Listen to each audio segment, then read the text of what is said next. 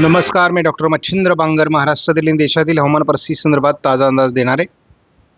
आपण बघतो दक्षिण अंदमानाच्या समुद्रामध्ये वातावरण बदल झाला आहे. त्या ठिकाणी एक सिस्टम तयार झालेली आहे, परंतु त्या सिस्टम संदर्भात वेगवेगळ्या मॉडेलचा वेगवेगळा अंदाज आहे. एकूणच दक्षिण भारतामध्ये पावसास अनुकूल स्थिती निर्माण झालेली आहे. दक्षिण भारतामधील केरळ, तामिळनाडू, आंध्र प्रदेश, रायलसीमा, कर्नाटकच्या सीमावर्ती भागामध्ये किंवा किनारपट्टी भागामध्ये वातावरण बदल झाला आहे. दक्षिण अरबी समुद्रात देखील बाष्प निर्माण झालं आहे. एकूणच यातून नेमकी ताकदवर एखादी सिस्टम तयार होते का हे आपल्याला बघायचं. भारतीय हवामान खात्याच्या वेबसाईटला तरी सध्या केवळ वेलमार्क लो प्रेशर एरिया तयार झाल्याचं या ठिकाणी स्पष्ट करण्यात आलं आहे. महाराष्ट्रात देखील थोडी हलकी ढगाळ परिस्थिती दक्षिणी भागामध्ये, दक्षिण कोकण, मध्य महाराष्ट्र, पश्चिम महाराष्ट्र, मराठवाडा, दक्षिण भागात तयार होऊ लागली आहे. सध्या आपण भारतीय हवामान खात्याच्या अंदाजामध्ये बघतो की थंडीचं प्रमाण कमी झालेलं आहे संपूर्ण भारतामध्ये, आणि याचं मुख्य कारण ज्या वेगवेगळ्या सिस्टम दोन्ही समुद्रात बनत आहेत आणि त्या सिस्टमचा हवामानावर जो परिणाम होतोय त्यामुळे थंडीचं प्रमाण तसं कमी झालंय. सध्या आपण बघतो की मलेशियाच्या दरम्यान एक तीव्र कमी दाबाचं क्षेत्र म्हणजेच वेलमार्क लो प्रेशर तयार झालेलं आहे. त्यानंतर श्रीलंकेच्या दरम्यान एक क्षेत्र तयार झालेलं आहे आणि अरबी समुद्राच्या दक्षिणला एक क्षेत्र तयार झालेलं आहे. या तिन्ही क्षेत्राचा साधारणपणे हवामानावर काय परिणाम होतो हे आता बघणं आवश्यक आहे. मुख्य दोन कमी दाबाचे क्षेत्र आता सध्या सक्रिय आहेत. आपण सध्याच्या अवस्थेत जर बघितलं तर हे क्षेत्र तयार होईल, परंतु याचा प्रभाव हा फार मोठ्या प्रमाणात बंगालच्या उपसागरात तयार होईल असं सध्या वाटत नाही. त्यामुळे वादळासंदर्भातील जे काही संकेत आहेत ते अनिश्चित स्वरूपातले आहेत. आता सिस्टम बनवून ती किती ताकदवर बनते यावर याचं पुढील भविष्य अवलंबून असणार आहे. उत्तर भारताच्या काही भागामध्ये आणि पश्चिम भारतामध्ये डस्ट म्हणजे आपण धुळीचं प्रमाण हे वाढलेलं आहे. सध्या आपण जर बघितलं तर वादळासंदर्भात अतिशय मतांतरं झालेली आहेत आणि हे वादळ तयार होईल या संदर्भात अनिश्चितता आता सुरू झालेली आहे. जरी अनेक न्यूज चॅनल्सनी सेनियार चक्रीवादळासंदर्भात बातमी तयार केली असली तरी प्रत्यक्षात मात्र जे काही वेदर मॉडेल आहेत त्यांनी मात्र वादळासंदर्भात आता सस्पेन्स निर्माण केला आहे. त्याची दिशा आणि बनण्याची शक्यता ही देखील अनिश्चित असल्याचं या ठिकाणी मॉडेलमध्ये दिसतंय. थंडीचे दिवस आहेत आणि त्या दृष्टीने आपण 25 तारखेचा जर थंडीचा महाराष्ट्रातला अंदाज घेतला तर महाराष्ट्रातली थंडी जवळपास सध्या तरी संपलेली आहे. कुठलंही फारसं थंडीचं वातावरण नाही आहे. बऱ्यापैकी थंडी कमी झाली आहे.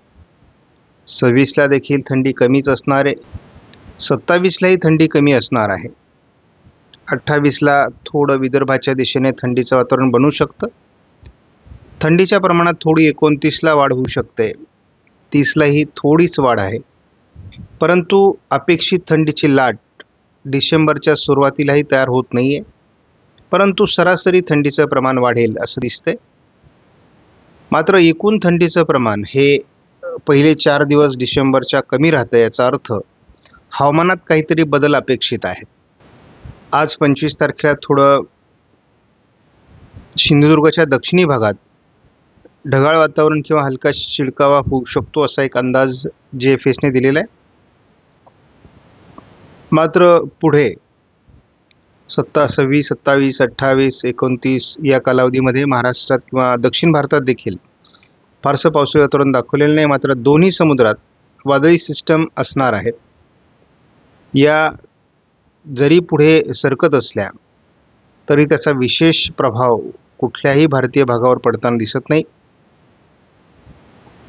त्यामुळे एकूणच ज्या वादळी सिस्टम विकसित होणार आहेत त्यांचा भारतीय भूभागावर फार परिणाम होईल असं नाही. केवळ पूर्व भारतात थोडं एक वातावरण निर्माण होण्यासाठी त्याचा उपयोग होईल आणि केरळमध्ये अरबी समुद्रातील सिस्टम पावसाचं वातावरण तयार करू शकते. आपण या ठिकाणी जर धावता अंदाज GFS मॉडेलनुसार बघितला तर वादळांची काय परिस्थिती निर्माण होते ते आपण बघतो. एक डिप्रेशन तयार होऊन मध्य बंगालच्या उपसागरात जाईल, ते थोडंफार तीव्र बनेल आणि त्यानंतर पूर्व भारताकडे ते निघून जाईल, असा प्राथमिक अंदाज GFS मॉडेलने या ठिकाणी दिलेला आहे. आपण या ठिकाणी बघतो की साधारणपणे महाराष्ट्रात थोडीफार ढगाळ परिस्थिती काही भागामध्ये आहे, परंतु 29 तारखेनंतर श्रीलंकेच्या दरम्यान एक तीव्र कमी दाबाचं क्षेत्र तयार होईल आणि हे थोडं विशाखापट्टणमकडे सरकून भारतीय भूभागावर प्रभाव टाकण्याची शक्यता आहे आणि त्यामुळे महाराष्ट्रामध्ये 5, 6, 7 तारखेला ढगाळ वातावरण तयार होऊ शकतं आणि काही भागात पावसाचं क्षेत्र देखील तयार होऊ शकतं. अशा प्रकारचा नवीन अंदाज तयार झाला आहे. तर ECMWF मॉडेलचा जेव्हा एकत्रित अंदाज बघतो तेव्हा आपल्याला महाराष्ट्रामध्ये विदर्भ वगळता मराठवाडा, पश्चिम महाराष्ट्र, मध्य महाराष्ट्र, उत्तर महाराष्ट्रापर्यंत पावसास अनुकूल ढगाळ परिस्थिती निर्माण होऊ शकते, अशा प्रकारचा अंदाज पुन्हा एकदा तयार झाला आहे. आणि वादळी परिस्थिती मात्र पूर्व भारताकडे वगैरे जी जाईल ते सगळे अंदाज बदलले आहेत. तर श्रीलंकेजवळ एखादा तीव्र कमीदाब तयार होऊन त्याचं फार तर डिप्रेशन होऊ शकतं, इथपर्यंतच आता अंदाज शिल्लक राहिला आहे. 3 तारखेला थोडं महाराष्ट्राकडे आणि संपूर्ण दक्षिण भारतात पावसाळी परिस्थिती निर्माण होऊ शकते असा अंदाज आहे. त्यामुळे पश्चिम महाराष्ट्र, दक्षिण कोकणात थोडं वातावरण बनू शकतं. 4 तारखेपासून महाराष्ट्रात पावसास अनुकूल ढगाळ परिस्थिती निर्माण होऊ शकते असा एक प्राथमिक अंदाज आहे. आणि त्यामुळे आपण जे बघत होतो की थंडीचं वातावरण पहिल्या आठवड्यामध्ये डिसेंबरच्या कमी होतंय, तर त्याचं कारणच हे आहे की पुन्हा ढगाळ परिस्थिती निर्माण होणार आहे.